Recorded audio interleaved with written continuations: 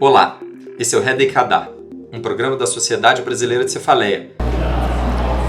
Bem-vindas, nossas nutricionistas. A gente está aqui no Congresso Brasileiro de Cefaleia. A gente vai agora bater um papo sobre nutrição e enxaqueca e cefaleias. Antes de começar a discussão, eu queria chamar a atenção para vocês, pacientes que estão nos assistindo, que nutricionista não é o profissional que passa dieta para paciente. O nutricionista, ele ajuda você a melhorar o seu estilo alimentar, a buscar com você uma reeducação alimentar dentro do seu padrão, dentro das suas possibilidades, para melhorar o seu intestino, deixar você mais desinflamado e, consequentemente, melhorar a sua dor de cabeça. Enxaqueca é uma doença inflamatória, é uma doença genética do cérebro e esse cérebro é mais inflamado. Então, se você tem uma alimentação inflamatória, e elas vão nos dizer mais tarde o que é um alimento inflamatório, você vai estar mais propenso a ter crise de dor de cabeça. A gente já deixa uma mensagem aqui, que gatilho de enxaqueca nem sempre é gatilho. Então, se você tem enxaqueca, está inflamado, não faz alimentação adequada, não se hidrata, não faz atividade física, não dorme bem, aquele alimento, naquele dia, pode desencadear uma crise de enxaqueca para você. E elas também vão nos explicar por que isso acontece. Então, vamos lá. Vamos falar do intestino. Assim, o que é o eixo intestino-cérebro, cérebro-intestino, que está tão na moda e que muitos profissionais hoje buscam entender isso e regularizar esse eixo para ajudar seu paciente na melhora das suas doenças crônicas, e dor crônica e enxaqueca não está fora desse arsenal. Então, quem quer falar? Então, doutora Elza, você sabe que esse tema, intestino-cérebro, ele não é uma coisa tão nova. 300 antes de Cristo, Hipócrates já nos disse que todas as doenças começam no intestino. Então, hoje, ele é considerado o segundo cérebro. E por quê? Porque a gente tem um sistema nervoso entérico, várias vias que vão ligar esse intestino ao nosso cérebro. Então, a gente tem 4 vias principais dessa conexão, que ela é bidirecional. Então, para vocês entenderem melhor, a gente provavelmente vocês já devem ter vivido isso. Passou um momento de estresse, de nervosismo, né? Deu uma descarga de noradrenalina, correu pro banheiro. Então a gente vê esse eixo cérebro-intestino atuando. E muitas vezes o que acontece é a nível intestinal. Então, por exemplo, eu não vou no banheiro, tô com o intestino obstipado, tô enfesado, né, cheio de fezes, tô irritado, tô incomodado. Então, né, o intestino ele é responsável por produção de 90% da serotonina. Então, quando ele não está funcionando bem, eu vou ter esse efeito sistêmico e vai afetar meu cérebro, minhas emoções. Então, a gente vê isso muito no bom humor, em tudo isso.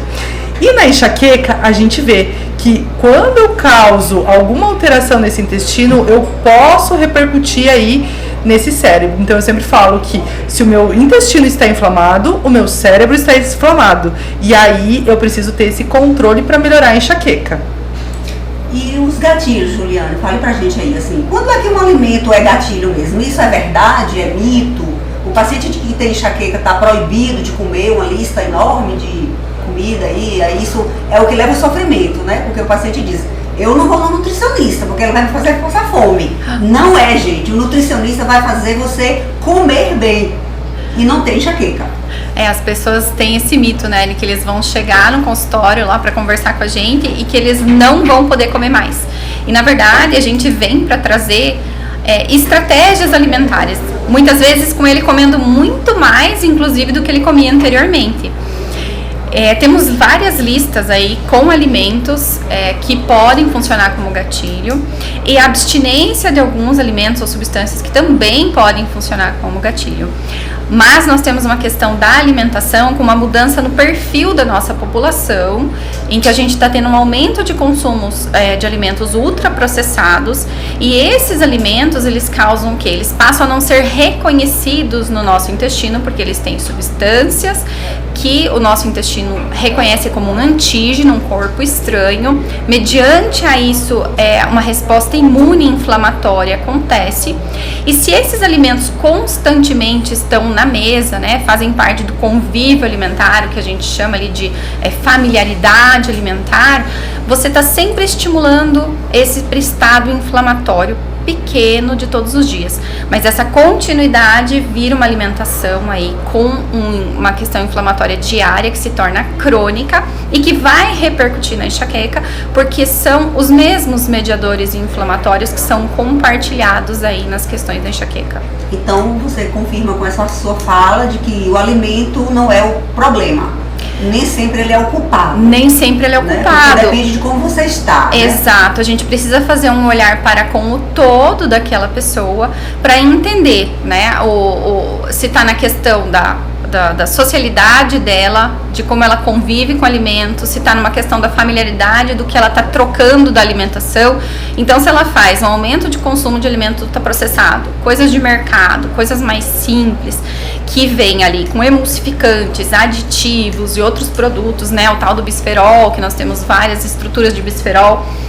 Você vai mudar como o teu organismo está processando isso por esses mediadores inflamatórios como corpos reconhecidos como estranhos para o nosso corpo, e vai reduzir o consumo de bons alimentos, que a gente tem ali os bioativos e as vitaminas e minerais, que acabam sendo também cofatores de várias enzimas no nosso organismo e que vai fazer falta naquele dia a dia do paciente, levando aí, né, tanto essas questões inflamatórias quanto a deficiência nutricional. E a gente vê que também não é uma coisa pontual, né?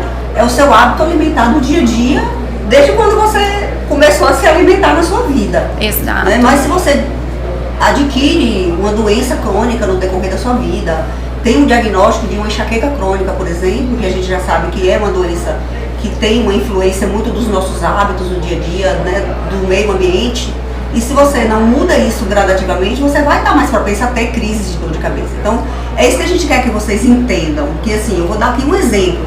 Eu durmo mal à noite, eu acordo de manhã atrasada para o trabalho, eu pulo a minha primeira refeição, eu não tomo água durante a manhã toda, eu chego na clínica para atender já atrasada, vou almoçar 3 da tarde, eu vou embora para casa, eu moro numa cidade que o trânsito é terrível, pego o engarrafamento, fico estressada e aí eu chego em casa e eu digo, eu tive um dia de cão hoje, eu mereço uma taça de vinho. Aí eu tomo uma taça de vinho e tenho uma crise de enxaqueca. Aí eu costumo dizer, se você tomasse talvez um copo de suco de laranja, você poderia ter também. Então, o problema do meu dia não foi o vinho. E daí foi tá como nesse... eu estava naquele dia que eu tomei o vinho, porque aquele mesmo vinho da mesma marca que eu tomei em um outro momento não me deu uma crise de enxaqueca. Então é isso, gente, é cuidar da nossa saúde alimentar, da nossa saúde intestinal, para que nós, portadores de enxaqueca, estejamos mais saudáveis e menos propensos a ter crise de enxaqueca quando a gente é submetido a um gatilho que às vezes é inevitável. Os gatilhos às vezes são inevitáveis. Então, se a gente está bem, está preparado, a gente pode não ter uma crise mesmo submetendo aquele gatilho. E aí vem a outra palavrinha mágica que também está na moda, que é a disbiose. O que é isso? O que a gente faz com isso? E o que é que significa isso em um paciente com enxaqueca? Quem quer falar? Então, a disbiose, ela é um desequilíbrio da nossa microbiota. É quando eu tenho um aumento das bactérias ruins, consideradas patogênicas, e uma diminuição das boas. Eu posso também ter uma disbiose por excesso de bactérias boas, aí complicou um pouquinho a nossa cabeça, né? Mas é tudo que afeta um desequilíbrio harmonioso dessa microbiota, então, e que diminua a diversidade de bactérias. Uma coisa que é muito importante entender, toda vez que você come, você alimenta um tipo ou outro de bactérias. Então, dependendo da sua alimentação, se for uma dieta rica em alimentos ultraprocessados, alimentos industrializados, que tem um monte de aditivo, conservante, acidulante, espessante, eu sempre falo que se você não entender o que está escrito no rótulo do alimento, teu corpo também não sabe o que fazer com aquilo. E aquilo causa uma disbiose, né? Aqueles nomes, INS, papapá, espessante, acidulante. Então, uma dica o ideal seria comer alimentos sem rótulo, que você não precisa se preocupar com a lista de ingredientes, que são os alimentos in natura, que vão ter fibras que melhoram essa saúde intestinal, mas se você for comer algum alimento industrializado, que ele tenha o mínimo de ingredientes possível e que você reconheça o que cada, né? Então, água, farinha, você precisa entender o que está naquela lista de ingredientes, né? Farinha, no caso, uma farinha mais adequada, né? Porque existem farinhas mais inflamatórias. Mas o importante é conhecer o que você está colocando dentro do organismo. Por quê? Tudo que você põe, né? Eu sempre falo que toda vez que você come, você muda a química do seu corpo. É muito doido pensar que você comeu um hambúrguer, alterou a dinâmica intestinal, fez uma desbiose ali, transitória, e que se juntar com outros fatores, aquilo ali piora muito para desencadear doenças, né? E depois que você comeu esse hambúrguer, você aumenta as citocinas inflamatórias em 70%. Mas se você coloca uma coisa boa nesse hambúrguer, então no estudo eles colocaram abacate, e aí teve uma redução da inflamação. Então tem estudos muito legais, deram um croissant com manteiga e Kit Kat, e 4 horas depois já tinha aumentado um monte a inflamação no sangue. Quando deram um copo de suco de laranja, que é alto índice glicêmico, mas está cheio de compostos bioativos, reduziu a inflamação. Então, tudo que você come afeta essa microbiota intestinal e vai repercutir no seu cérebro, né? Então, o intestino inflamado gera um cérebro inflamado. Eu acho até que, pensando em complementar, eu acho que chega muito no consultório o quanto os alimentos são prejudiciais. Eu acho que isso é um pouco da cultura que a gente tem vivido, né? Eu acho que a alimentação, de maneira geral, ela vem piorando muito nos últimos anos. Sim. E isso tem trazido as consequências de uma desbiose, de uma inflamação corporal. E aí você começa a perceber, talvez, esses alimentos como gatilho, mas por um estilo de vida que você Sim. tem. E não necessariamente por um alimento isolado.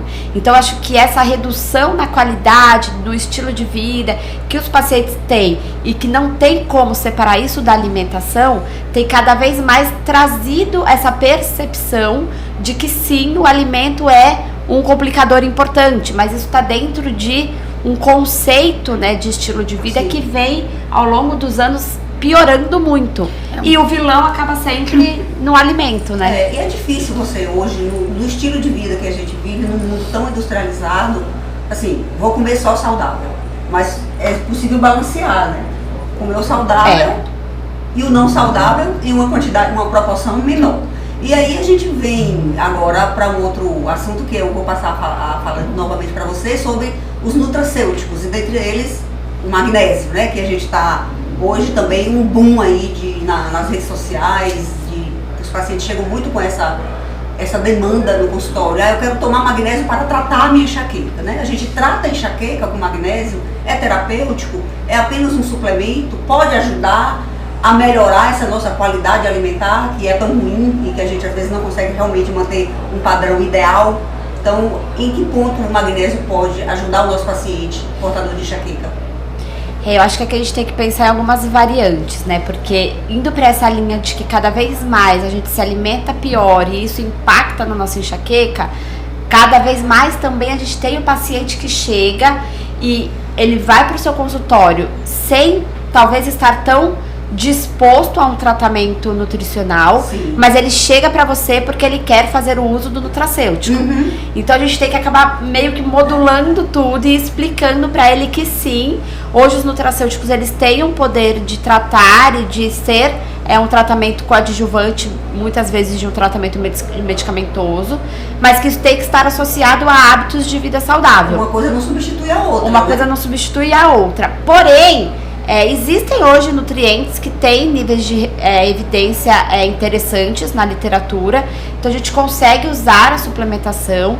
Na grande maioria dos casos, ela está associada a um tratamento medicamentoso, mas não unicamente usada junto com outros medicamentos.